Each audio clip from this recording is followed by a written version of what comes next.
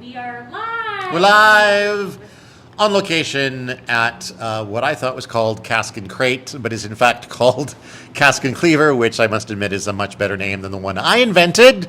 We're here with Dan and Neil of Cask and Cleaver, as I said, in 100 Mile House. This is a brewery. Welcome aboard, guys. I should have pointed out that you should hang on to your microphone, have it tilted more or less towards your mouth, and that's exactly, you got it perfect, right there. Like how you would hold a banana. Yeah, if you were pretending that the banana was A microphone as opposed to eating the banana. Eating the banana, it's going to go in your mouth, and you don't want to do that with the microphone. Okay. Smoothies for me. So there you go. Congratulations on the brewery. How long have you guys been here? We're into our fourth year now. Oh, wow. So May 2022 was when we opened, and it's been going strong ever since. We've exponentially grown. We started with about 30 seats. We're up to 94 seats now. Oh, wow. 2 of our own beers on tap in the beginning. Now we're up to 7 to 9 of our own beers. We had a bunch of guest taps in the beginning. Now we bring in guest taps once in a while, kind of as a feature more than anything. And it's just exploded. So how, like, has craft beer always been a passion for you guys, would you say? Or how did you come to this business? Well, I've been in the craft brew industry for, I guess, almost 20 years now, because we've been open for 4.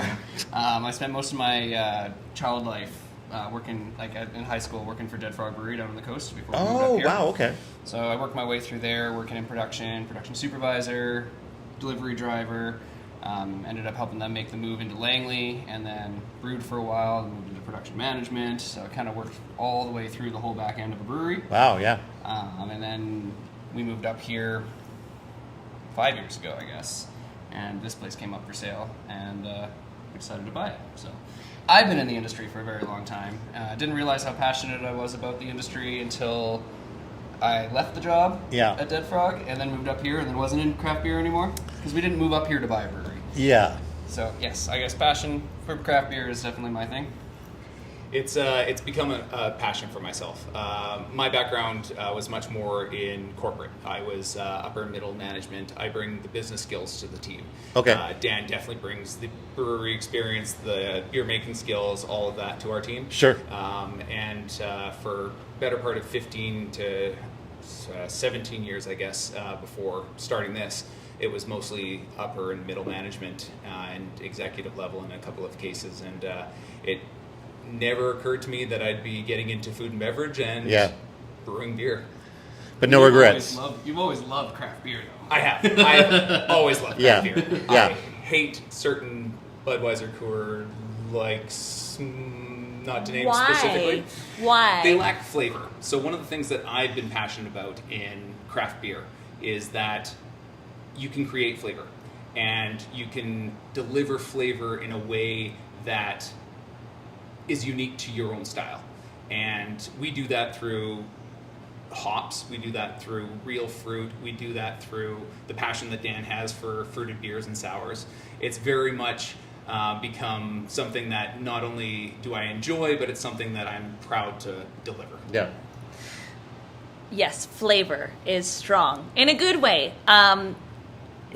This is peaches and cream, right? Or peaches and cream ale, And it's so good. It's not like sweet like a dessert, but it lingers like almost as if I had like Kool-Aid, like a drink of Kool-Aid. But it's beer. It doesn't sound like it would be beer. Peaches and cream? How's that beer? It is so good.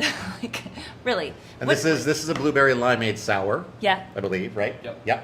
And what are you guys drinking right now? I've got our hazy IPA. Yeah. Which is also very fruity with no fruit added because of the crap ton of hops that we put into it. Yeah. And I'm drinking kombucha Radler, which is a locally made kombucha. It's a lemon ginger made at Spokes Ranch, and then we mix it half and half with our lager. And it makes it a light alcohol alternative and delivers still great flavor. The lager that Dan has crafted recently involves a more traditional lager recipe with the addition of rice. And Dan can speak to more the science side of that, but basically what it does on my side of things, flavor and enjoyment, is a little bit of sweetness, a little bit more dry, but then you add in the lemon and the ginger, and the kombucha with this one being a little bit more residually sweet, it becomes a really nice, refreshing, light beverage. Kombucha has really, I think, grown a lot as a beverage option over the last 5-10 years. Yeah. Was there a demand for it that led you guys to put it on the menu here, or was it your own taste for it, or? We got it on tap here because the previous brewery that was in here before had a relationship with the kombucha producer in the area, and they actually approached us. And Dan had a bit of a background with his own kombucha company before we started this, and we gave it a taste, thought it was good, decided to keep it on tap, and messed around with it a little bit, and now it's kind of become a staple. It's something that we're going to be keeping on tap for sure. So you mentioned before we started streaming that you're not the first brewery that's been in this location. No. Tell us a little bit about the history of the spot here. Well, 2015, I believe, was the first change to this physical location. It originally was finished construction in 1952. Okay. It was a gas station back then. It's been numerous gas stations ever since. And in 2015, a local entrepreneur and his family decided to turn it into Broken Road. And Broken Road was the first craft brewery in 100 Mile, and he was ahead of his time. He was experimenting with fruit. He was experimenting with different flavors. But at that time, 100 Mile hadn't quite caught up with the innovation, the industry, the way that the craft beer has gone and is going. He was here, I believe, about 2 years before he handed the reins over to the next brewery, which was Jackson's Social Club. They lasted about 5 years. Keith was the owner of that business, and he did a great job. He lasted 5 years. He survived COVID, and I get the feeling from when we took over the business that he was just done with it. Yeah. So we took over in March 2022, and then May 2022, after doing all of our renovations, we opened up. COVID didn't affect you at all? Or did it help you in a way that this building was a little less expensive during COVID times? No? I mean, we took over, he kind of closed right near the tail end of COVID. We actually had to make a COVID plan, but by the time Smart. Every business had to have a COVID plan. Yeah. It was a Health requirement. Yeah. But by Gotcha. the time we opened in May, we never actually had to enact it. So since we've been open, we never had to deal with the tribulations of all of that. Knocking on wood, of Knock course. on wood. Yeah. Yeah. 14 hours of paperwork. Wasted. So yeah, we never really had to worry about that too much, and then I think people were looking for something to do and itching to get out of the house, so opening and changing the way that everything was done, I think was a great timing for us. Yeah. Because the people of 100 Mile started showing up, and we were delivering an awesome service, and people seem to be enjoying it, and I think it's helped our growth. Well, and I guess too, like when you mentioned earlier that had been a couple of breweries here prior to you, it made me wonder whether or not were you afraid of getting into some place where maybe breweries hadn't been successful. But it sounds like that there was success prior to you. It was just maybe the COVID situation, just timing, and that you're able to sort of step into something that already had some degree of success, so you're able to sort of open doors to, obviously not the same reputation, but people already know about the place, already know that beer is there, and kind of have a pre-existing audience almost for it. How did people react to the change in owners and the new beers on tap and that sort of thing? It's been very positive, honestly. What we've done based on our own business acumen and our own values is really focused in on consistency, quality, and service. Mm-hmm. And I believe that goes a long way. I had experience in the past working with the Four Seasons Hotel, and those were values that were driven into you. And seeing the success there in that corporation and in that way that they deliver their service and the consistent way that you interact with your customers, that sets a foundation. So as long as you can then consistently deliver that quality product, people will come back and they will enjoy what you're doing. And we've seen that here. And we continue to strive for that, both in our food and our beverage side of things. Tell us a little bit about the food side of things. What do you guys got going on here as far as food goes? We've been extremely fortunate. We found a gentleman by the name of Aaron. He's our kitchen manager now. He has over 20 years of cooking experience. He gets irritated when we call him chef. So we do it all the time. I bet, yeah. We call him chef. All of yeah. In every circumstance. Yes, chef, no chef, yeah. You got it, exactly. And the benefit that he's brought to the team is rounding out our skill set. Yeah. He has brought in a wealth of knowledge and experience in flavor and food and is helped us deliver an incredible menu. When we started, we had like 7 items. We had a pulled pork recipe that was my own that I've been messing around with for like 20 years. We had like a charcuterie board. We had snacks, fries, Yeah, right. like your regular brewery kind of thing. And we realized to survive in this market, in the 100-mile area, in the more rural area, that wasn't sufficient. We needed to be able to deliver more. Yeah. Aaron joined us part-time in the beginning, and after a while he did sign up with us full-time, and since then he's moved from working as a cook to being our kitchen manager. And his background, he's worked in Michelin star restaurants, he's worked in your greasy burger joints, he had a stint where he worked in a trucker stop, all doing food. Yeah. And now what he brings to our team and what he brings to our kitchen is incredible flavor on the food side.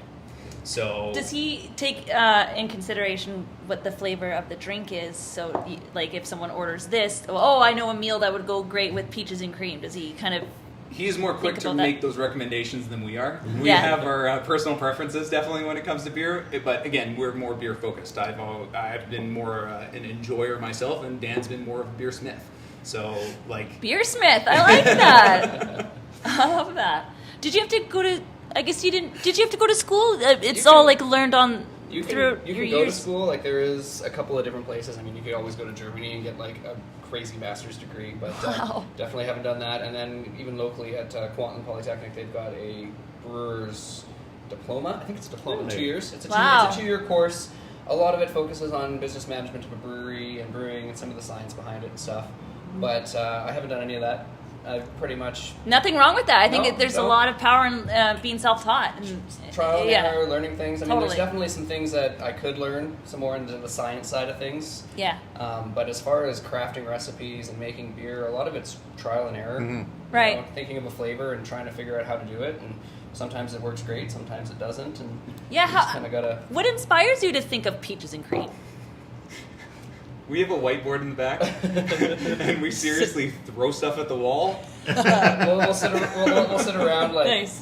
Friday after work or Saturday after work, having some beers with like all of the staff, and just be like, all right, guys, I need some ideas for the next like 6 or 8 months. Let's just like have a brainstorm and see what we come up with, and we just kind of stuff everything on the board. And sometimes it sounds amazing, other times it doesn't, but it leads to something else that might be amazing. Right. So, yeah. I imagine when you come up with those things too, like if all you're doing is starting from peaches and cream as a concept, you've got to figure out like what is sort of the base type of style of beer Yeah, to what would- build from. What would it build from? Yeah. And then, the hops and the whatever else, and then the actual, Kind of like, gotta, if you're using... backwards engineer it. Kind of, yeah, exactly. Yeah.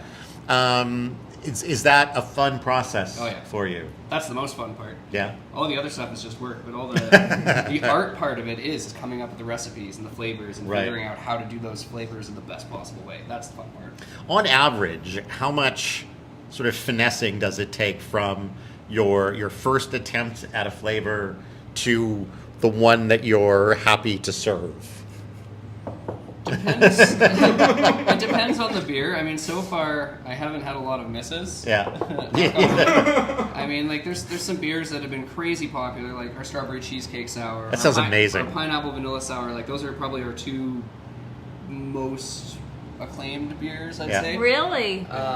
And I mean, the first rendition was amazing and everybody loved it, but like I'm always tweaking it. So we did the strawberry cheesecake for 2 years. We ran it for two summers, and the first one was definitely not the same recipe as the 6th time that we brewed it. Right, yeah. But like those little tweaks, more often than not, most people didn't even notice the difference. I noticed the difference because Yeah. the subtle changes, but yeah. Do you think people order those drinks just because of the name in itself? Like, instead of just getting like, I'll get a Canadian, it's like, ooh, pineapple cheesecake or strawberry cheese. Like, how? I think I would be tempted just to order it just to be like, I have to see what this tastes like pickle beer. Like pickle beer. Yeah. I mean, generally, you're like lager drinkers, like the Coors drinkers, the Budweiser drinkers. They're not super adventurous.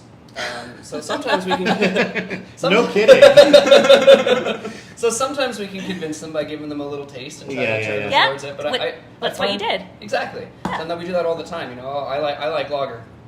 Try these. I won't be offended. Don't judge me. If you don't like it, but give it a try. And Yeah. quite often, you know, we'll find somebody who goes from the lager to our coffee porter or one of the sours. Yeah. But more often than not, the people that are going for those beers or the people that are going into a brewery looking for something new, fun, interesting, and trying it. And that's what I do. That's what Neil does. Every time we go to a brewery, we're not looking for what their core beers of like the lager IPA. Right, yeah, whatever. you wanna see everybody makes those. Yeah. I want to see what that brewery is doing. Yeah. It's cool, unique, fun, and interesting, and see how they do it. And that also helps us get ideas for making new beers. Sure. So. Do you ever get inspired by, buying a random can of beer that is a different flavor, and you're like, Oh, yeah, I definitely. wonder if I can make this taste better? We do that all the time. We go into the liquor stores. The selection up here is not great, but if we're down on the coast or in Kamloops or up in PG, we always go to the liquor stores, see what's on the shelves that's fun and interesting, buy a whole bunch of beer, taste it, and then come up with ideas to see what we want to do. If we want to do what they did or take what they did and do something different, better, worse, who knows? Yeah. Try. Have there either been like beers that you hoped would be really good that you just could never quite get there? Or conversely, beers that maybe you were like, I don't know, but I'm going to give it a try, and they were amazing? Any experience with either of those directions, or? I mean, we've had a couple of beers that we brewed and thought were absolutely amazing that didn't quite hit. Like the people who loved it, Right. but they don't sell like crazy. Like Right. It's sort of like you found a little niche that, yeah. Like we did a strawberry basil goza last year. That sounds really and good, it was too. awesome. Yeah. And the people who came back kept drinking it because they loved it, but just the market of people who liked it wasn't as big as we expected. Sure. Conversely, with doing something like a strawberry cheesecake sour, where it's almost impossible to keep it on tap because people are drinking it faster That's than I can crazy. brew it. I can't believe that's a popular one. Just sounds like a dessert and beer. Like, huh? How do you? But it works. It does work. Where in that one? I'm curious. Where does the cheesecake element come from? I use lactose sugar. Oh, for the okay. creaminess. We use graham cracker crumbs in the mash to kind of work for that graham. We use a crap ton of strawberry puree. Mix it all together, and you get a pretty awesome flavor. Do you guys keep your taps updated on Facebook or anything like that? I'm thinking I may have to travel down next time you've got the strawberry cheesecake.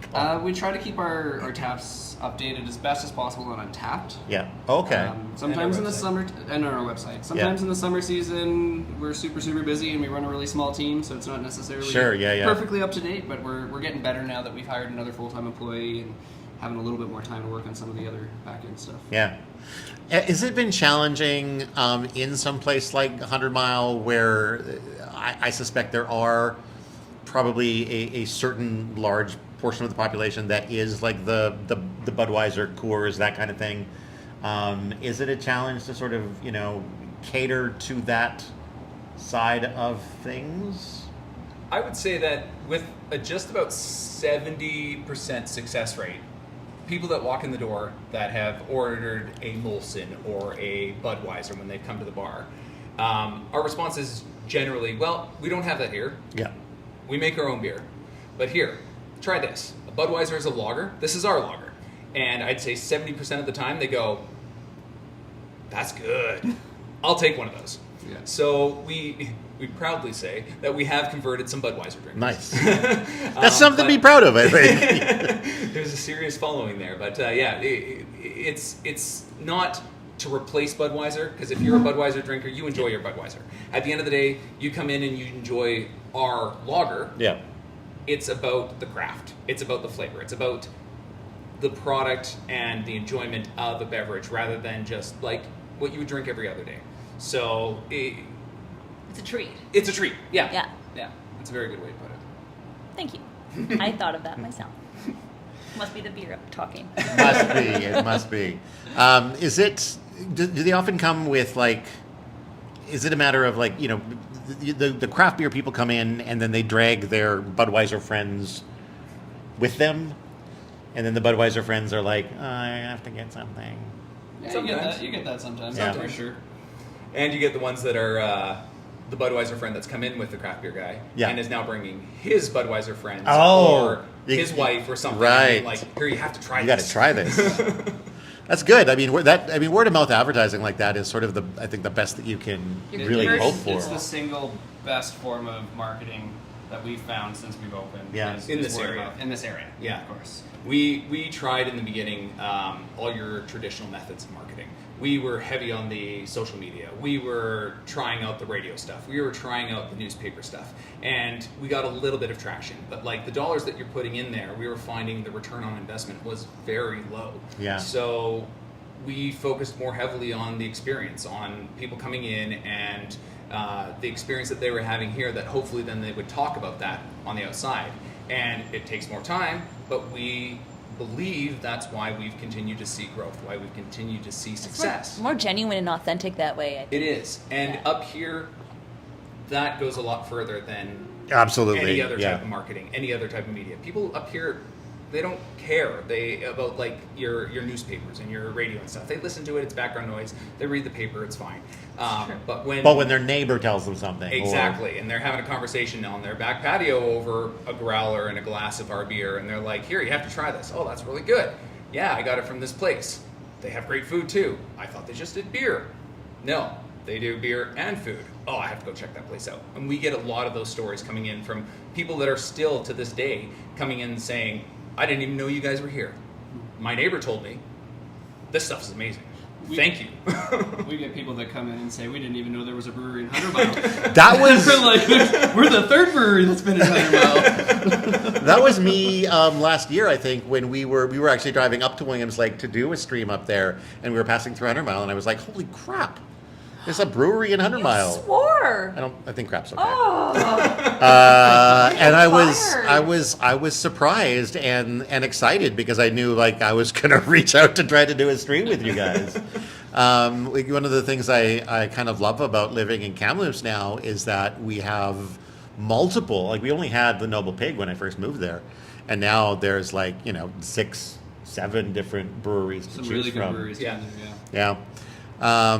Do you guys have a hard time saying brewery? It Because is a I weird sure one. do. A brewery. I want a brewery. It's Sometimes. the more you drink, the Especially harder it if gets. you're Yeah. There's probably a sweet spot after like 1.5 beer where you just can like nail it. But What is your favorite beer that you've made? Is it the beer that you're drinking right now?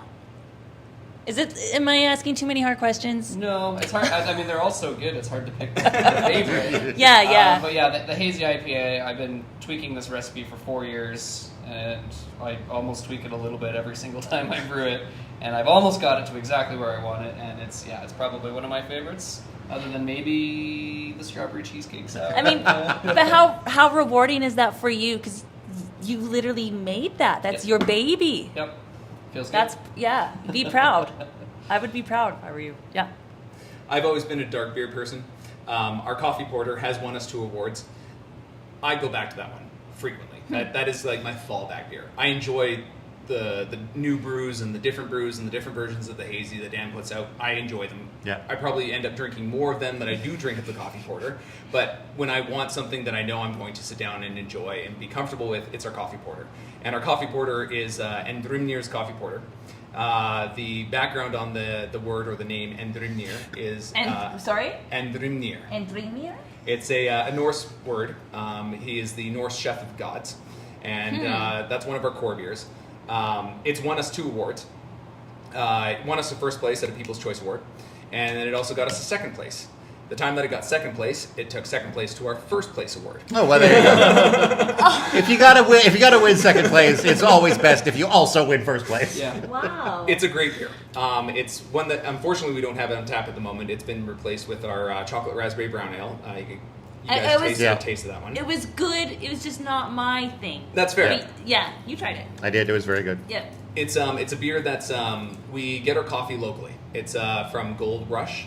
Roasting? Yes. Yes, Gold Rush Roasters, out towards Lone Butte.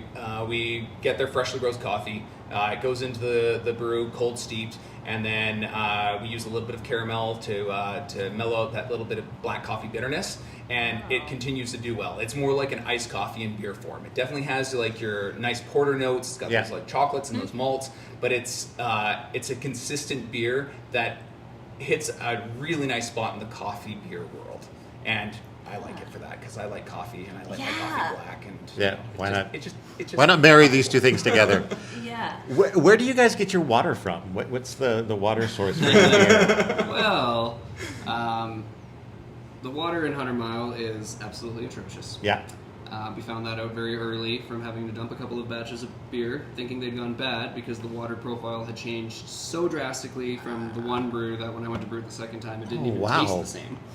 Didn't even Water look the chemistry same. didn't even look the same. Water chemistry is. Was it after like flooding or like in the springtime when the water table comes up, the water table goes down in the spring and the fall, right, because of the melt and stuff.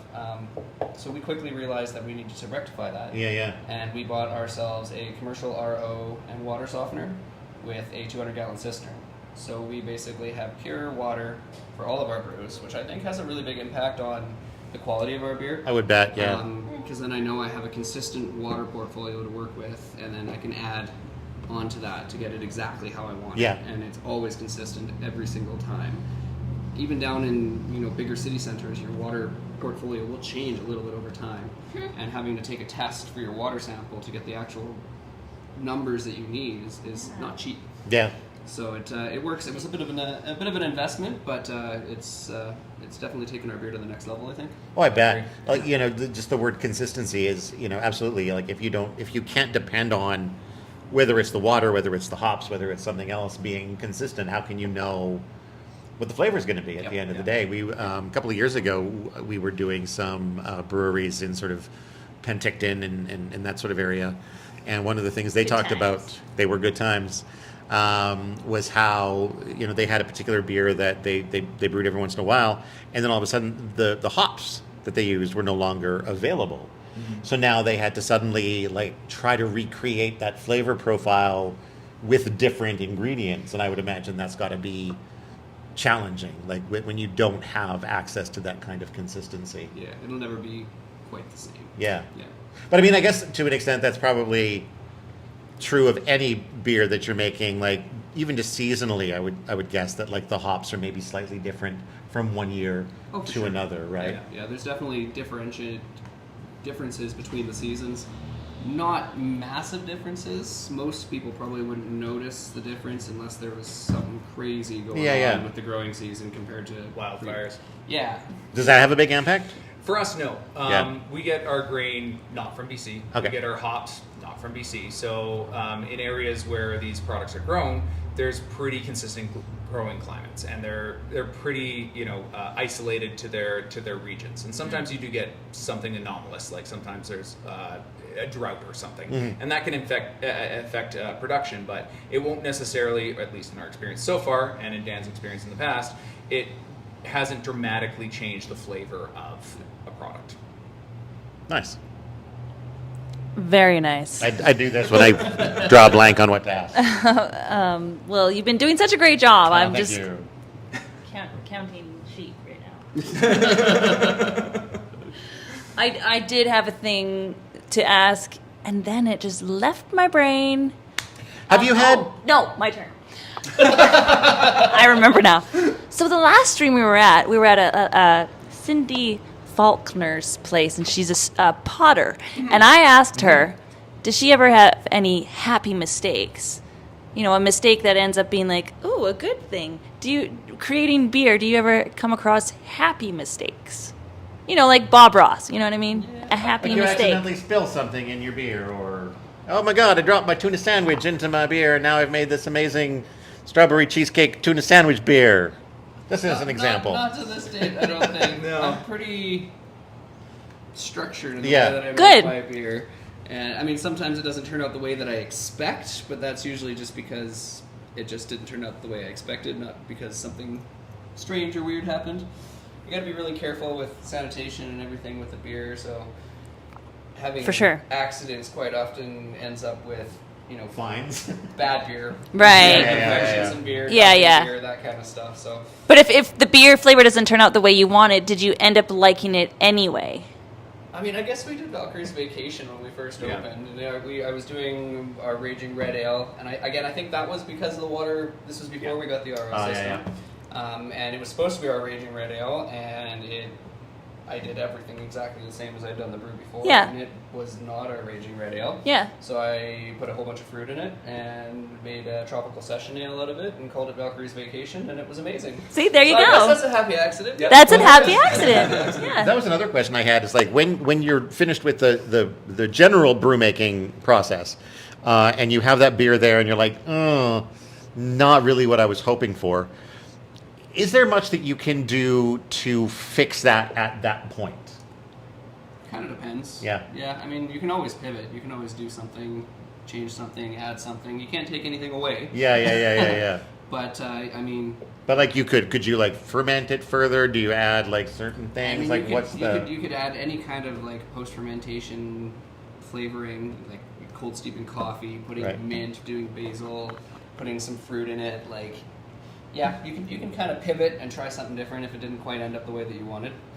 And then how much of that is the chemistry side of it, and how much of that is just kind of winging it? It's just all winging It's it all at that winging point.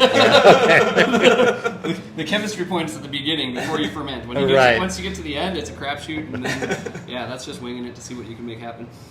Is there any other, like, do you have any interest in like winemaking or like any other fermented beverages? It's kind of a challenge. Space is a huge thing. We have a very small Sure, location. yeah.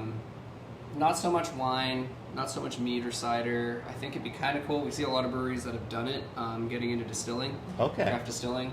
We haven't really looked into it extensively, and it's not really in our 5-year plan. Yeah, but yeah. it's definitely kind of in the peripheral out there that it would be kind of cool to do something like that. Yeah. What is in your 5-year plan?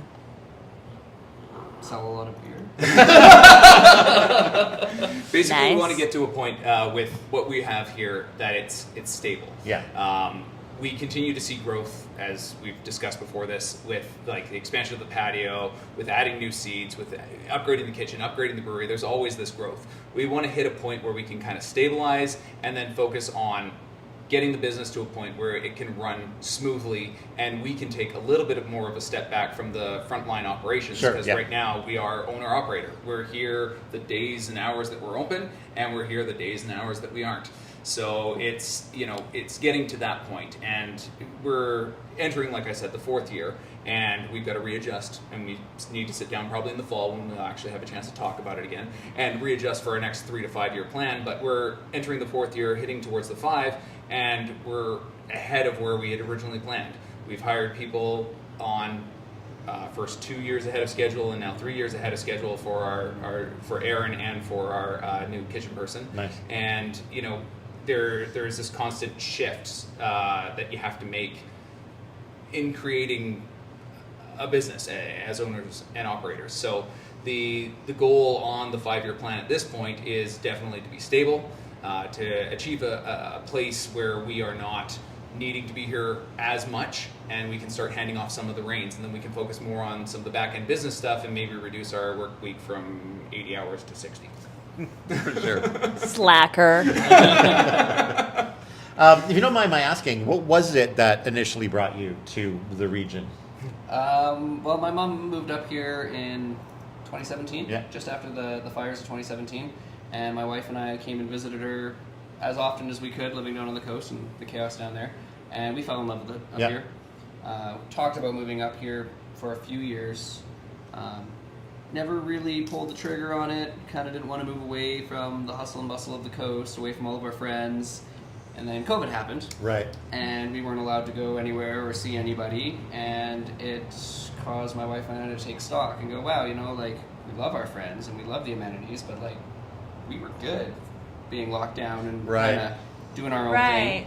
And we're in this tiny little townhouse, and if we sold this house, we could move up there and buy a house Yeah. with a backyard Yeah, for yeah. our dogs and have this beautiful place. And that's what we did. We Better decided quality to of go life. Yeah, better Yeah. quality of life, a little bit of slower pace. I mean, until we open this place. Yeah. But that's what brought us up here, to just kind of get out of the chaos and slow down a little bit and enjoy life and not be a slave to our Absolutely. circumstances. That's You know what? all three of our. I know. Yeah, everybody The- we've talked to today has basically had the same story. And they're all from the Lower Mainland. And they're all from like the big city. Yeah. And they've all sort of decided to let's slow down. Yeah. Let's embrace this more rustic, relaxed kind of lifestyle. So that's it's interesting to hear that it seems to be a common thread. Same with COVID. It seems to have pivoted people's Yeah. lives Changed in a everybody's better way. perspective. Yeah, definitely a big change in Perspective, yeah. Yeah. And then Neil decided to follow me up very shortly after we moved up too, because we were friends for a long time down on the coast. Yeah. Yeah, tell us about how you guys met and all that blah blah blah. We met through mutual friends, and then we became closer friends just over the years before COVID. And then COVID happened, and we stayed in contact, of course. We still shared mutual friends, and then there was that period of time where you had like the Pods, pods. remember? Pods, was it called pods? Yeah. Where you had like your close friend circles. Yes, that you that's right, actually, that's right, that's right. Connected Oh, with. he was yeah, in yeah. your So- pod. He was in the You pod. got to go where your pod goes, man. You got to go where your pod goes. But then he moved to Chilliwack. Oh no. But after all the COVID stuff happened and he had bought his place up here, my partner and I came up for housewarming / his wife's birthday. Yeah. And we're sitting on the back patio having some beers, and he looks over at the neighbor's house and he's like, yeah, the neighbor's thinking about selling in the next 3 years or something, you know. Are you guys Or- neighbors? We're neighbors. That's amazing. I love it. So your uncle? You're going to Sorry? be an uncle or Not at this possibly point. I don't know, No but you kids could yet, no kids could yet. be the Yeah. uncle maybe One day. One day. One day. But yeah, it was that was in August. Yep. And then October he calls me and he's like, yeah, so the neighbor's thinking about selling his house, and in He's the back of my listing it. mind. He's listing it now. So we came up that week. We had a offer in on the weekend. By the end of the next week, we had an accepted offer, and I had to figure out what we were going to do up here. And the brewery wasn't in the scope at that point. So How much time was there between you're moving up here and then the brewery becoming a thing? Wow. How did that happen? So basically, yeah, you closed the deal on your house in like October. yeah, end of October, beginning of November. And was going to be moving up at the end of January was the possession date, and sometime end of October, beginning of November, I rolled into town. Yeah. And this brewery had been posted for sale 3 or 4 times over the last 5 years, like the 5 years before we all Right. moved up here. He'd list it and then take it down, list it and then take it down. And I drove into town to get some groceries one day, and it was shuttered, and it said business for sale, building for lease. And I was like, I'm not super happy with the job that I'm at right now. Neil doesn't have a job yet. Call him Well. up. Called him up and said, hey, you want to buy a brewery? Absolutely. And he was up that weekend. We started, getting the details going Yeah. and all the research and all the stuff that we needed to do. Nice. And we took possession March. Spent 2 months renovating it. That was the longest 2 months of my entire Was that life. fun though? The renovating? Yeah. I mean, the first month was. He did call it the longest 2 months of his life. That doesn't sound like The a second month was like, wow, we need to get open. We're spending a lot of money. We're not making any money. raise. We need to make some Yeah, of this back. that's yeah. construction for you. Yeah, and we did all the work ourselves. Like, we didn't hire anybody to come in. I'm gonna talk about the art and everything about it. Well, yeah. So that's something else I wanted to ask about. Is there all this amazing woodwork? that they've there done. there does seem to be sort of a Nordic or Viking kind of inspiration to a lot of what's going on here. Where did that come from for you guys? So a large part of what we wanted to go for was like the old world pub feel. Sure. So like you think of England where like a pub is actually a public house. Yeah, Like, exactly. where it comes from, right? Where it's like people in the community come, they bring their kids, they hang out. It's like the place you go on Sunday or after work, and it's like to sit down and be social. It's not like a restaurant where you come in and there's servers and they're looking to turn tables and it's that just dining experience. It's like a comfortable, safe place to go and socialize with your friends and your neighbors. We wanted that feel. Yeah. In addition to that, we wanted to add something a little bit unique. And we hemmed and hawed and went back and forth a little bit. And we came up with the idea of adding a little bit of Norse flair. So adding in the Viking theme, you see some of the eagles, of course, some of the art and things like that. Our logo, the inspiration behind that was Vikings were, in TV and whatnot, fighters. Sure. Yeah. But beyond that, they were probably one of the most community-centric groups Okay. of like the last 500 years. people went Viking because they were getting resources, raiding, pillaging, for their community. Yeah. Their intention was to bring back resources so that their community would be able to survive the months that they are not able to grow, not able to hunt, food is sparse, and they're able to trade the resources that they've pillaged for food and to support their own communities. The people that went Viking, unlike, you think about England and that where they had trained soldiers, the people that went Viking were the hunters. They were the people of the village. They went out to get resources to bring back with the intention of supporting their families. And that was something that means something to both Dan and I. We're very community-centric in everything that we do here. And adding in the cool flair kind of can speak to that on like a business side of things, but it can also scratch our backs a little bit. Sure. With that little bit of like, we're proud to have this as part of what we're doing. And you Nice. guys look cute together, like your haircuts. A beard was a requirement until we hired our last employee, and she can't grow one. Oh, no. So we had to drop that requirement. She must have been a pretty stellar, prospect in order to waive that She's a rock star. restriction. She is, yeah. She, Best friends do end up looking like they're related or the We get same. asked if we're brothers all the time. I frequently. see. I believe it. Yeah. That's cute. I'm happy for you guys. Like you got a good thing going, Thank you. and it's very rewarding to know what you want and to actually have it happen. I work as much or more now than I did in numerous other positions I held. But this is more rewarding in a way, right? I get up in the morning every day and I want to go to work. There you go. And That's the secret. I'm excited to be doing what I'm doing. Yeah. And it's fun, and I love engaging with the people, and it's not something that I ever had to the same degree in any other previous occupation that I had. And that makes it worth it. Yeah. Because you followed your heart, you guys. And when you wake up, are you excited to come to work? Most days. Most days. Some days you're like, I don't feel good about how this beer is going to... I'm not a morning. I love making beer. There we I'm a go. morning person. Okay, there's the difference. Okay, I'm on your side here.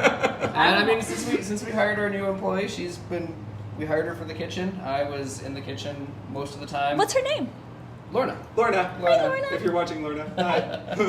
Hi. And she's recently gotten very good at the kitchen and Yeah. has given me the opportunity to take a step back and focus more in the brewery and the front of the house and the things that I enjoy. The kitchen was a necessity, and Yeah. I don't hate it, but it's a different pace of work than anything that I've ever done before, and it can be pretty hectic. Yeah, totally. When we first opened, I've always stylized myself as a hobby chef. I love cooking. I love barbecuing, and that inspired a lot of the things that we even have on the menu now. Yeah. We just bought ourselves a new smoker that's like 2,500 Oh, wow. square inches of gross Oh, that's space. important for a place like this. Yeah, We could do good. 9 briskets at one time if we wanted to. It's huge. But in the beginning, I was running the kitchen, and I was like, yeah, I can do this.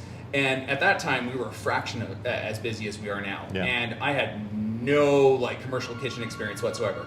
So my entire approach to the way that I was doing our food in the beginning was very much like the way I would do it at home.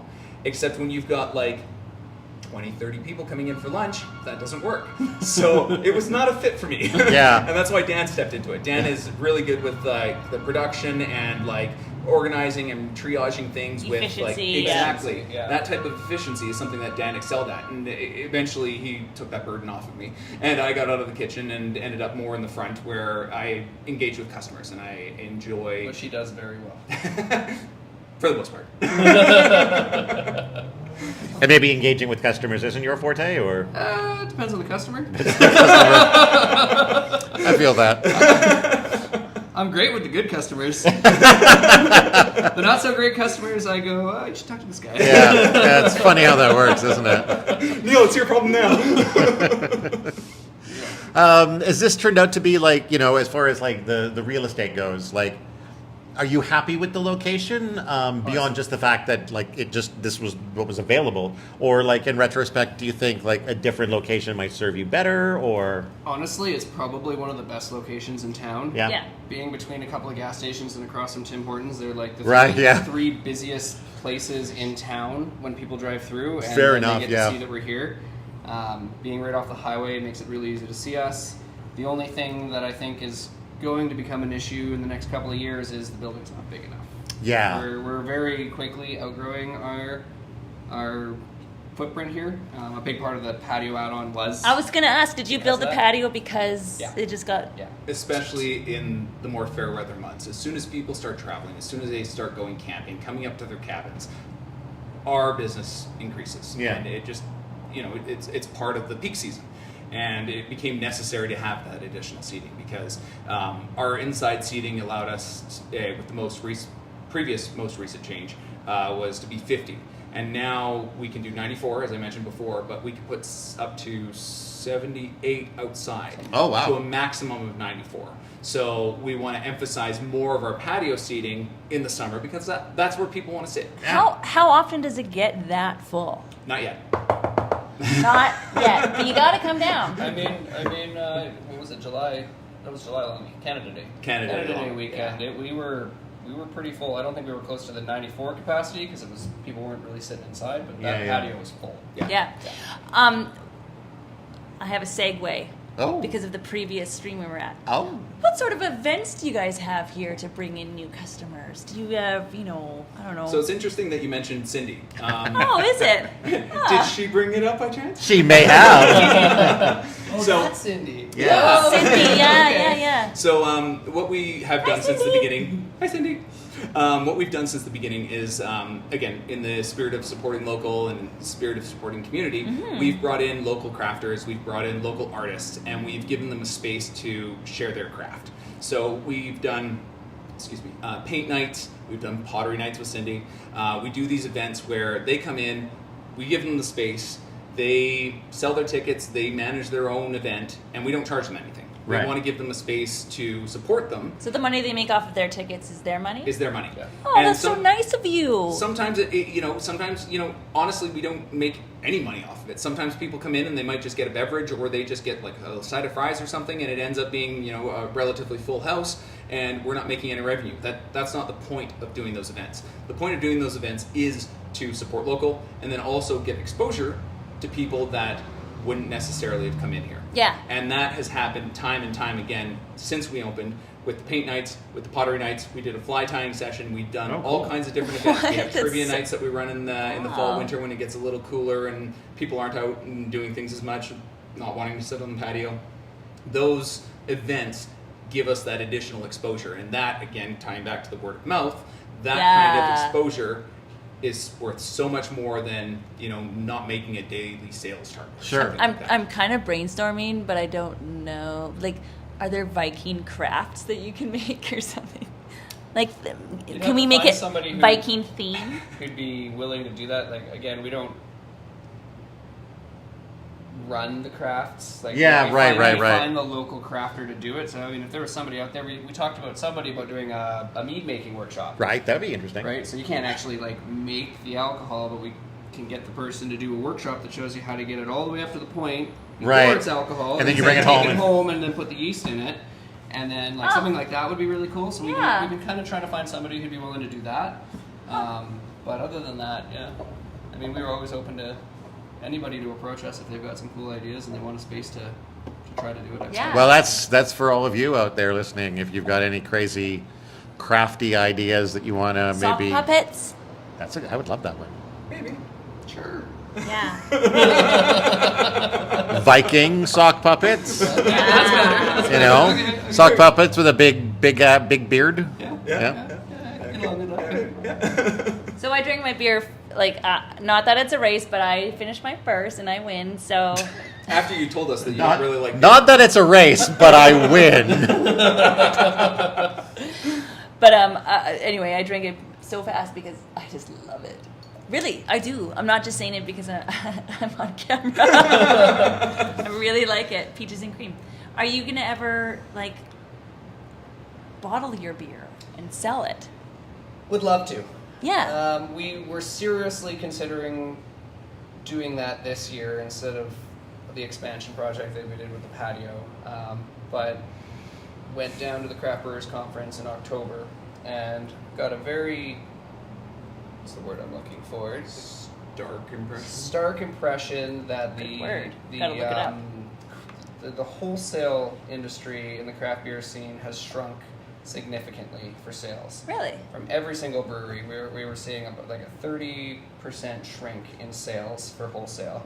Really? And I mean, we've found that a lot of the stats that we get given from the coast about all the coast breweries aren't quite as stark as they are for the interior breweries, just because there's so much fewer of us. Yeah. You know, the density here, you've got one in every town, not 20. Yeah. Yeah. So like, there's not as much competition. A lot of the interior liquor stores like to support the local breweries.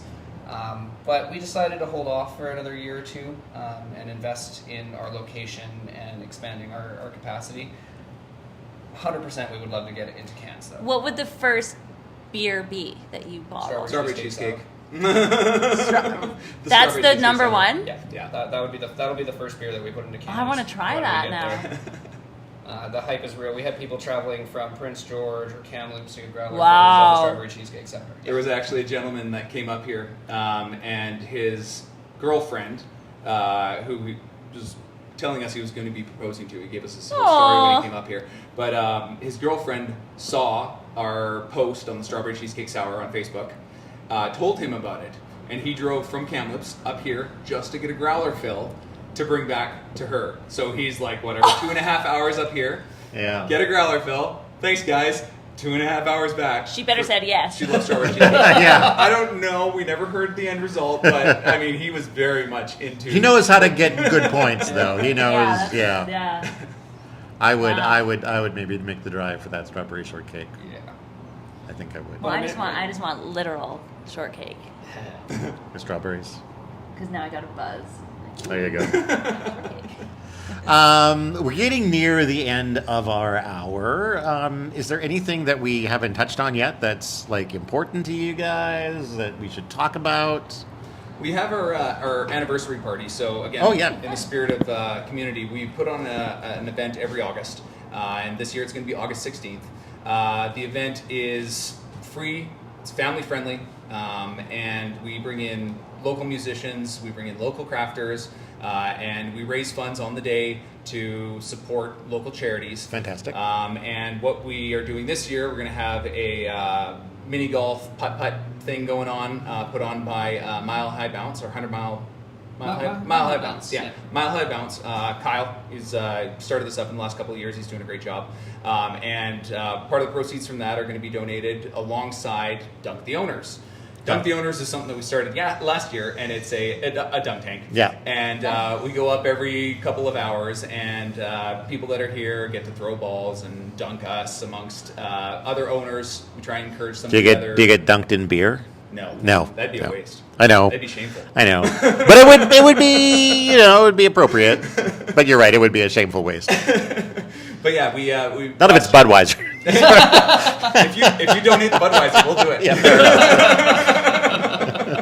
But the event is last year we raised just over $1,000 that we donated to the Caribou Family Enrichment Center. Nice. They have a mums and babies program that gets formula, that gets diapers, that helps mums in need support their babies. So that's something that, again, we're passionate about. We want to do that. So we run the event at a loss. It's not about, again, making money. Right. It's about Community. having a fun day event and featuring some local talent. So we do, how many, 6 crafters? We got 7 crafters this 7 year. crafters. And So then Hospice is coming and selling their 50-50 100 Mile tickets. Hospice. Nice. Yeah. And they'll be here doing their thing. We'll have some tents, we'll have a stage, we'll have music, and a very casual event. It's, again, something there. The local food trucks are going to be coming out. We've got Chilcote and Chills. They make a really good ice cream. Oh, I wow. don't like ice cream. I'm not a fan. I'm not a sweet person. I will admit it. But this stuff's good. This Oh, stuff's it's good. good. I Yeah. actually It's good. enjoy this stuff a lot. And then we also have GBR Burger coming in. Natalie does a phenomenal job. It's kind of a Kiwi style, like New Zealand style burger okay. thing. And she'll be doing burgers on the day. We end up closing our kitchen, and we just provide refreshments for the day. And then run the event and have a good time. I forgot the inflatable axe throwing. Oh, inflatable can't ice cream. forget You're right. that. There's the Viking theme. There, exactly. Yeah. Yeah, that's cool.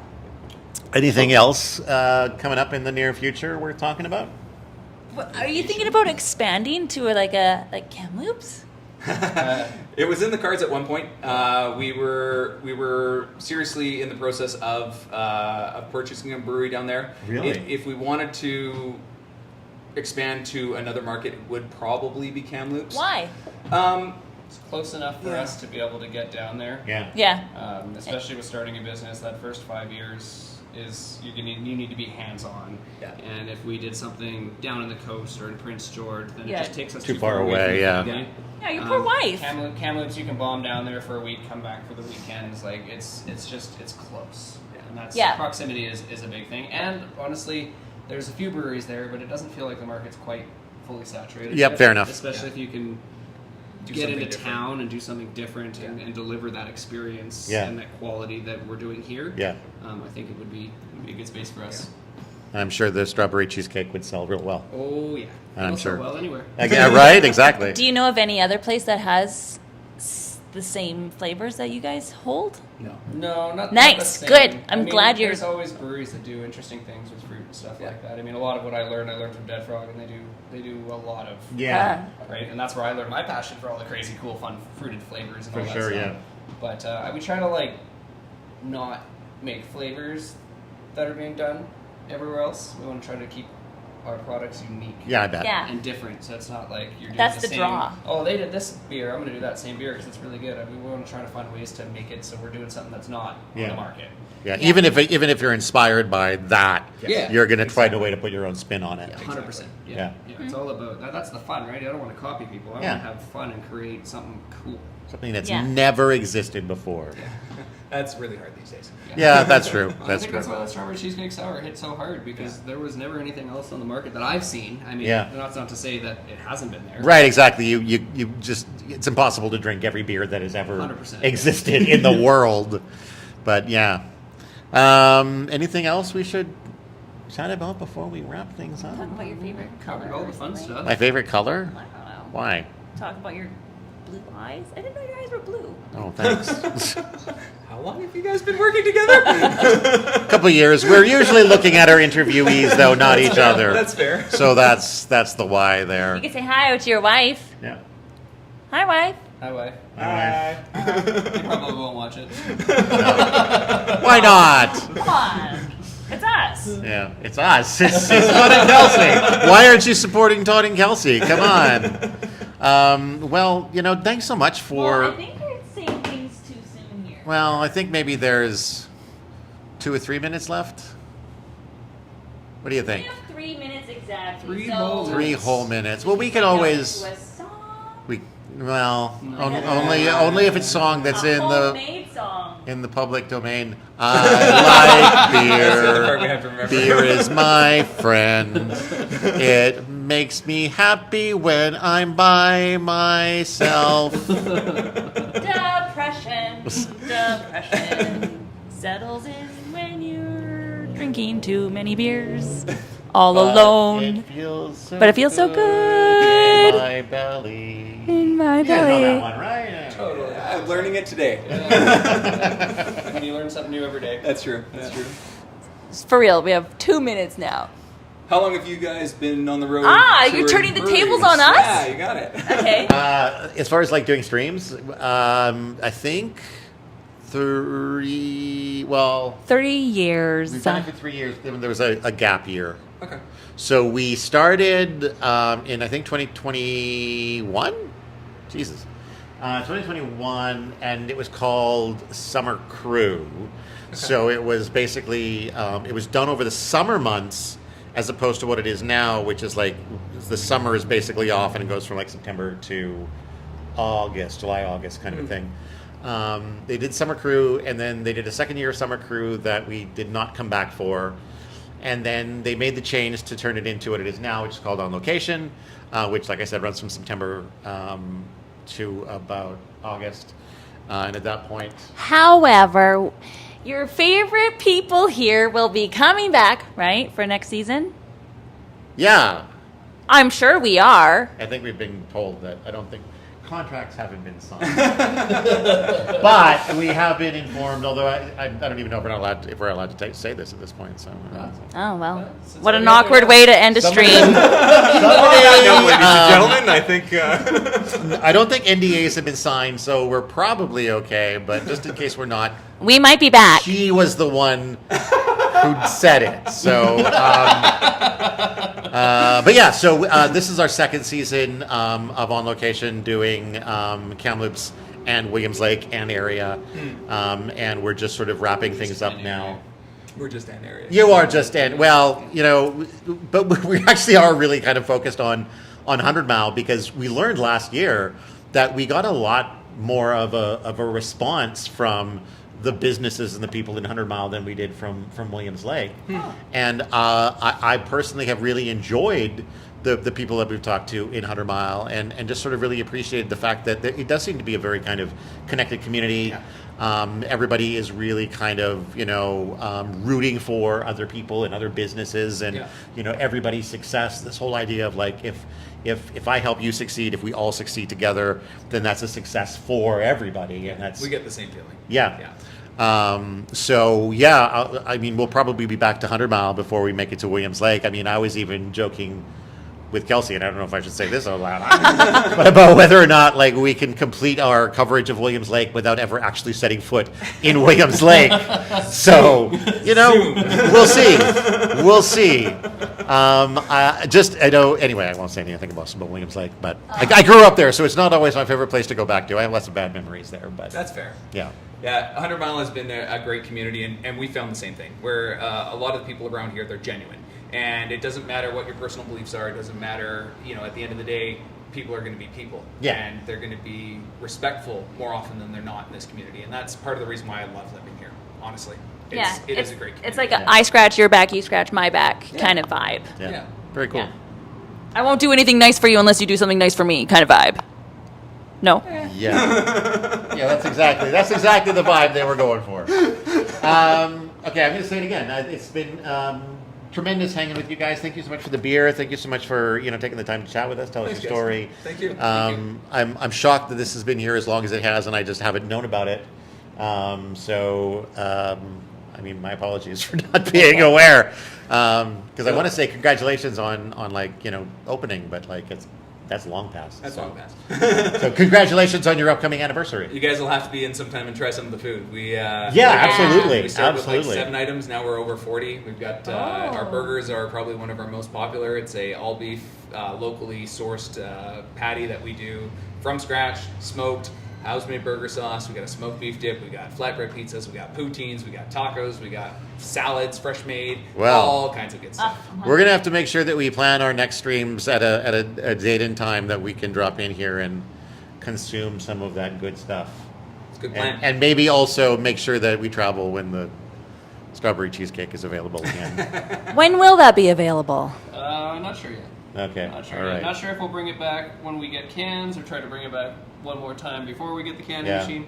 Unfortunately, a canning line is a very expensive endeavor. So Yeah. And is the strawberry shortcake beer like is it a complicated endeavor that Yes. Yeah. And it's very expensive. Yeah, okay. And time consuming. And time consuming because kettle sours take a lot longer to manage and There you go. All right, well. Bye. Anybody? Yeah, that's how we wrap it up. Thanks, guys. All right, well, bye. Yeah. Thanks again. One more time. What's the name of your business? Cask and Cleaver Brewing. Yes, Cask and Cleaver, not Cask and whatever the heck I came up with. Cask and Crate? Cask and Crate, yeah, I don't know. No, Cask and Cleaver. Yeah, it gives Cask and Cleaver, yeah. Okay, All right. bye.